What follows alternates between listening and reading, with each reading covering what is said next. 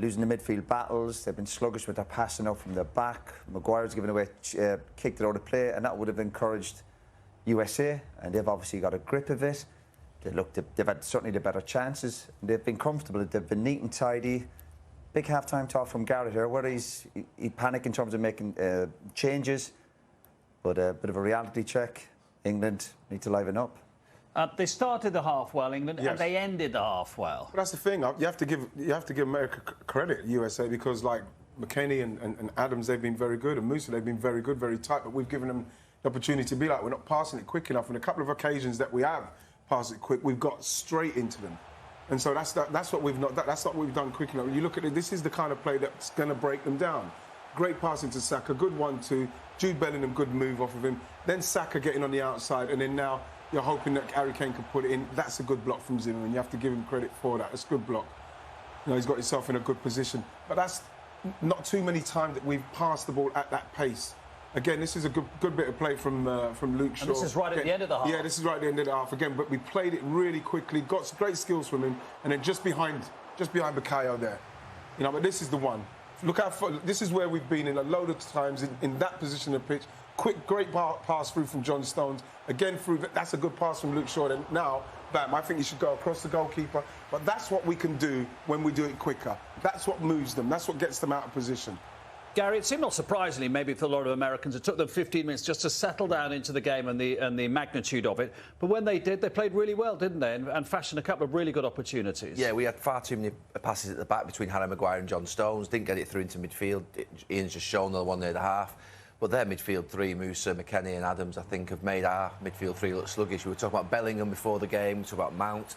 But they just put a group of passes together on that far side. I just want you to watch Harry Maguire here. I think he's really poor on this one. You've got to get that near post zone. Just watch Maguire. McKennie gets in. Harry just goes and marks. Just watch Harry. He goes and marks his man. Which you can't do that. You've got to be that near post. He creates the space, doesn't he? Yeah, he does. And you can't do that. And Pulisic, I mean, they came into the game at this point. They were just brighter and sharper. And everything that we were doing, we didn't get anything right, really, in this period of the game. And, you know, we know Pulisic's talent. Massive talent. He's lucky here, Jordan Pickford. He's beaten there. And it was a massive wake-up call that first half. We know that USA were very strong in the first half the other night, and they did weaken in the second half, and England will be hoping that happens here as well. What's the key for England second half? Is it tempo? Yeah, tempo up the passing, but even out of possession, there's gaps everywhere. They're not closing down as a team. It's been comfortable for USA. It's just get the distances right, a bit of communication, particularly from the senior players. Obviously, Garrett's pulled Stones up, towards the end, saying get higher up the pitch. Get back to the basics, right? Just too many spaces out of possession. That was definitely the message that was relayed back to us. That Gareth Southgate had said to them, get higher up the pitch. Yeah, it was. And what we've got to be careful of is that I feel some of the times Mason Mount is going across too quickly, leaving the space in there for Tyler Adams. Then they get out. Bukayo Saka's going into, leaving Anthony Robinson to get up the side there, and then they're playing into us. We just have to get tighter with our pressing. We have to get it right. I think Foden, I mean, I know he's not playing, but for Phil Foden not to be playing in England's starting 11, I think is a real shame, because he's a massive talent. I think he's our best player, our best talent by a mile in this country, and he should be playing in that team, really. Well, if it carries on more like this, there's every chance I would imagine that Phil Foden will come on in the second half. We'll be back for that, but before that, a chance to win big in our competition with the prize fund currently over £40,000. USA were weaker in that second half the other night.